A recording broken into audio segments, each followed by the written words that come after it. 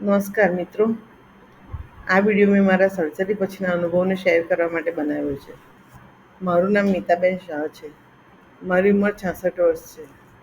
આજથી લગભગ 4 મહિના પહેલાં મને રાત્રે શ્વાસ લેવામાં તકલીફ થવા લાગી. અને તકલીફ એટલી હદે વધી ગઈ હતી કે મારે 4-5 ઓશિકા મૂકી અને સૂવું પડે. અને તો પણ નાકથી શ્વાસ ના લેવાય અને ઓક્સિજન ના પહોંચતો હોય એવું લાગે. વારંવાર ઊંઘમાંથી ઉઠીને બેસી જવું પડે, આખી રાત બેસી રહેવું પડે.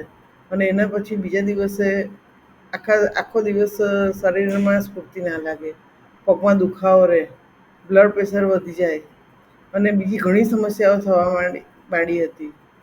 અને આ બધી સમસ્યા રાત્રે ઊંઘી ન જવા શકવાથી ઊભી થઈ હતી.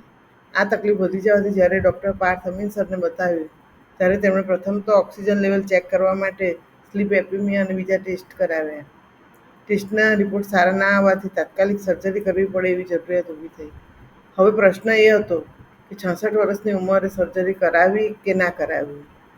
કારણ કે આ સર્જરીમાં અલગ અલગ 3 સર્જરી હોવાથી પરિવારના સભ્યોમાં પણ એક ચિંતાનો માહોલ હતો. પછી અમે હિંમત કરી અને ડૉક્ટર પાર્થ અમીન સર ઉપરના સચોટ માર્ગદર્શન હેઠળ સર્જરી કરાવવાનો નિર્ણય એમની ઉપર વિશ્વાસ મૂકીને લીધો. અને સર્જરી 1, 2 અને 3 સફળ રીતે કરાવ્યા પછી આજે મને શ્વાસ લેવામાં ઘણી રાહત છે, જેને કારણે બ્લડ પ્રેશર પણ કંટ્રોલમાં આવી ગયું છે, પગનો દુખાવો અને બીજી બધી સમસ્યાઓ પણ કંટ્રોલમાં આવી ગઈ છે.